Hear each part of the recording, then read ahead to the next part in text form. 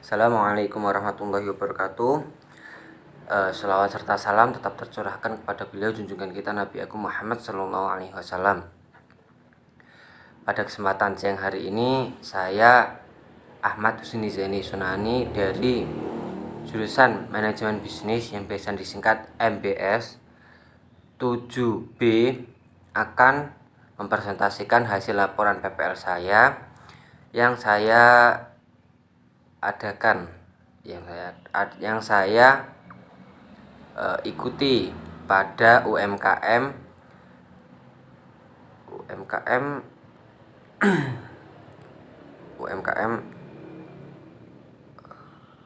Agen Tiket dan Travel Salman Indah yang terletak di Desa Gondang, Kecamatan Tugu, Kabupaten Trenggalek. Baik, saya langsung saja ya dari presentasi saya. Pandemi COVID-19 telah terjadi di beberapa daerah atau di beberapa negara khususnya Indonesia.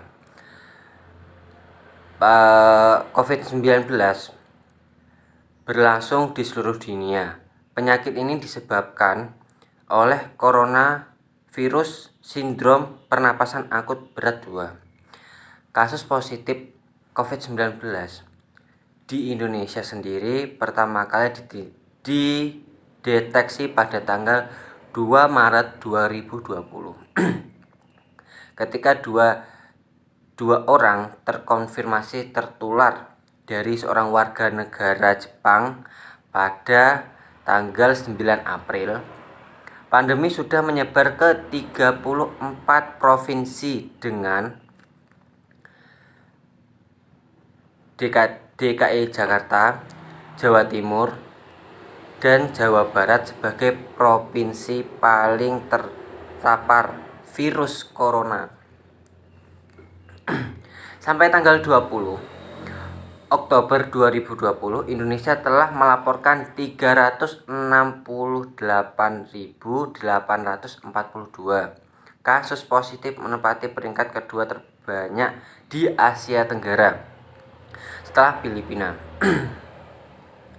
Dalam hal angka kematian, Indonesia menempati peringkat ketiga terbanyak di Asia dengan kasus 12.734 kematian.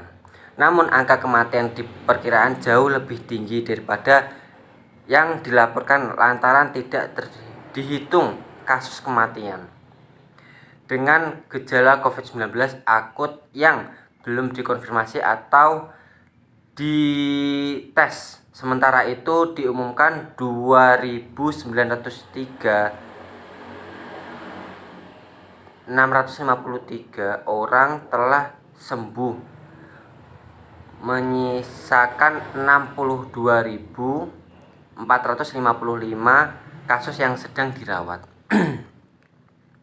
Oke, kita langsung menuju pada profil lembaga terlebih dahulu. Ya, yang saya tempati tersebut adalah UMKM Agen Tiket dan Travel Salman Indah yang terletak di Desa Gondang, Kecamatan Tugu, Kabupaten Trenggalek, yang mana jarak dari rumah saya sekitaran 2-3 meter lah. 2-3 meter. Yang berdiri pada tahun 2000 di Terminal Trenggalek. Dari kasus ini banyak menimbulkan permasalahan di kalangan orang, khususnya salah satunya di Indonesia dari segi bisnis, di mana yang seharusnya orang melakukan hal atau kegiatan biasa itu terhentikan atau terhalang oleh virus ini. Penyebaran virus ini bersifat dari pernafasan dan gejalanya seperti gejala sakit-sakit biasa, seperti halnya pilek, flu. Setelah itu merasakan pegal linu, dan ada pula kasus yang mengatakan bahwasanya sakit gigi dan penciuman kurang baik itu adalah salah satu gejala Padahal bisa dilihat sendiri hanya beberapa kasus yang tersangkut masalah sakit gigi dan yang lainnya. Saya akan membahas aturan dan syarat orang yang boleh berpergian saat pandemi COVID.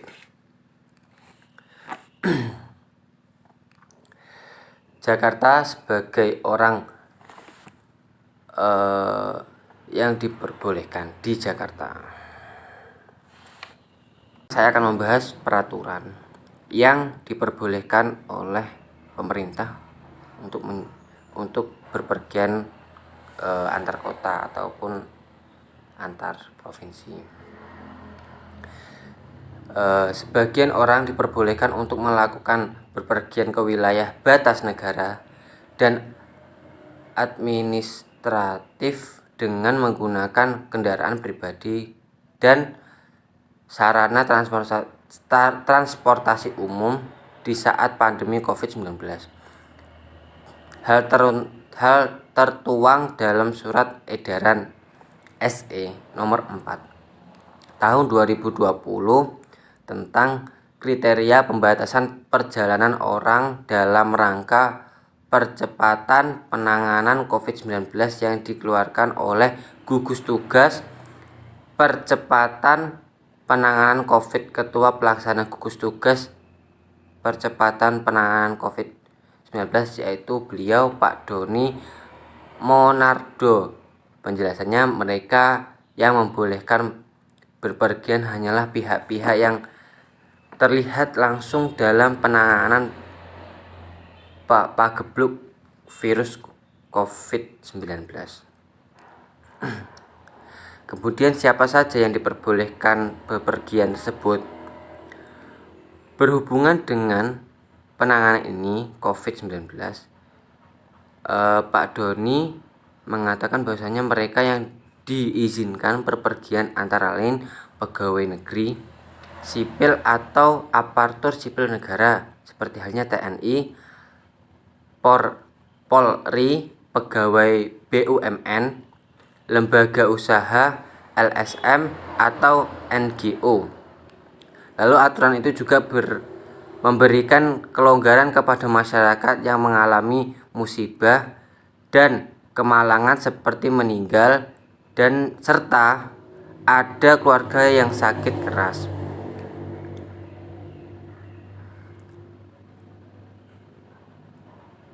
Di sini juga tertulis bahwasanya beberapa syarat yang diberlakukan ketika sudah memasuki new normal. Secara umum berikut beberapa syarat keluar kota saat new normal yang wajib diketahui semua orang yang benda berpergian antar kota Indonesia. Syarat ini diambil berdasarkan Surat Edaran SE Gugus Tugas nomor 7 tahun 2020, yakni tentang kriteria dan persyaratan perjalanan orang dalam masa pandemi adaptasi kebiasaan baru menuju masyarakat produktif dan aman COVID-19. Berpergian dalam kondisi sehat jasmani dan rohani. Yang kedua, berpergian menggunakan protokol kesehatan. Yang ketiga, menunjukkan identitas diri. Yang keempat, menunjukkan surat tes COVID-19 dengan hasil negatif. Syarat tersebut masih mempunyai syarat selanjutnya, yaitu menunjukkan surat bebas gejala influenza, mengisi kartu EHAC. Yang tujuh, memperhatikan syarat pemerintah daerah. Prosedur-prosedur tersebut tidak serta-merta sama untuk melakukan perjalanan dari satu kota ke kota yang lainnya. Seperti hanya kota Jayapura mempunyai persyaratan bahwasanya harus mempunyai KTP sementara serta mempunyai hasil rapid test yang berbentuk negatif dari kedokteran. Selain itu harus mempunyai surat izin dari desa asal tempat berada untuk perjalanan menuju ke Jayapura, seperti itu. Untuk selanjutnya, prosedur pembelian pada agen tiket. Di sini tercantum bahwasanya beberapa prosedur yang harus ditaati atau dilaksanakan, yaitu harus mempunyai tes kesehatan yang digunakan rapid tes COVID-19, maka masa berlaku dalam 3 hari. Jadi rapid test itu berlaku, surat rapid test negatif itu hanya berlaku untuk 3 hari. Jadi penumpang diwajibkan melakukan perjalanan hanya boleh 3 hari. Jika tes kesehatan digunakan RT-PCR COVID-19, maka masa berlaku ialah 7 hari. Apabila kedua metode di atas tidak tersedia di daerah asal, maka calon penumpang harus mendapatkan surat keterangan bebas gejala seperti influenza dari dokter rumah sakit atau puskesmas sekitar. Baik, mari kita lihat wawancara saya yang berada di agen tiket dan travel.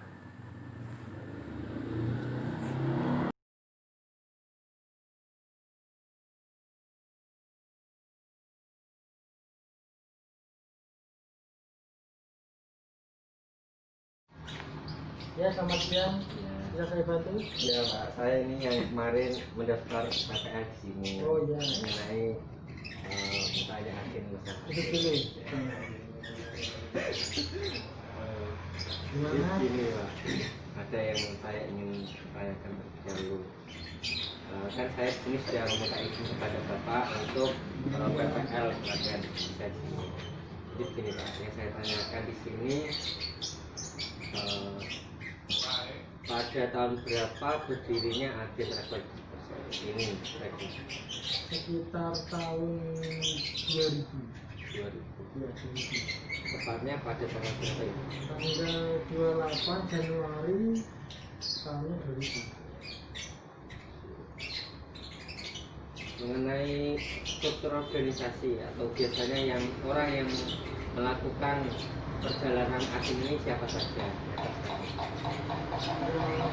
Biasanya berasal itu. Iya.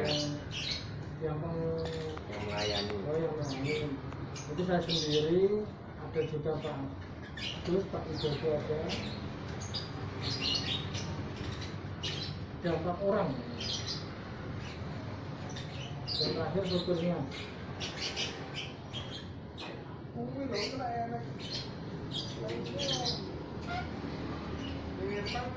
Persyaratan dari pemerintah yang memperbolehkan untuk perjalanan jauh itu seperti apa saja ya? Persyaratannya tergantung lingkungan. Tempatnya itu gimana? Kalau di Jayapura itu harus ada tes swab, terus tes rapid juga, tes bawa dari desa. Ya,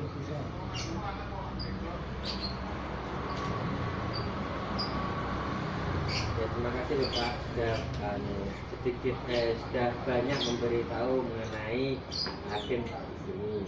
Bahwasanya ini sangat membantu sekali untuk perkuliahan kami. Maaf mengganggu. Oke, nggak apa-apa. Waktunya Pak. Terima kasih. Ya, Assalamualaikum. Salam. Ya, seperti itu tadi wawancara saya yang mana mungkin tidak terlalu jelas ya Pak, maaf. Banyak kekurangannya serta ya kekurangan dari segi perekaman seperti itu tadi. Mungkin saya langsung saja dari kesimpulan, apabila agen tiket dan travel Salman Indah itu salah satu agen yang menyediakan penjualan tiket pesawat, kapal, serta bus. Di luar hal tersebut, agen Salman Indah juga menyediakan travel untuk disewakan kepada pada seseorang, serta agen Salman Indah juga mengalami perubahan terhadap persyaratan pembelian tiket yang awal mulanya hanya dengan KTP, sekarang harus mempunyai surat keterangan sehat yang berupa rapid test COVID-19. Ya, seperti keterangan RT-PCR COVID-19, dan apabila kedua metode tersebut di atas tidak tersedia di daerah asal, maka calon penumpang harus mendapatkan surat keterangan bebas gejala seperti influenza dari dokter atau rumah sakit atau serta puskesmas sekitar. Mungkin itu saja yang dapat saya sampaikan. Bila banyak kurangnya saya mohon maaf. Yang sebanyaknya saya akhiri. Wallahul muwaffiq ila aqwamit thoriq. Wassalamualaikum warahmatullahi wabarakatuh.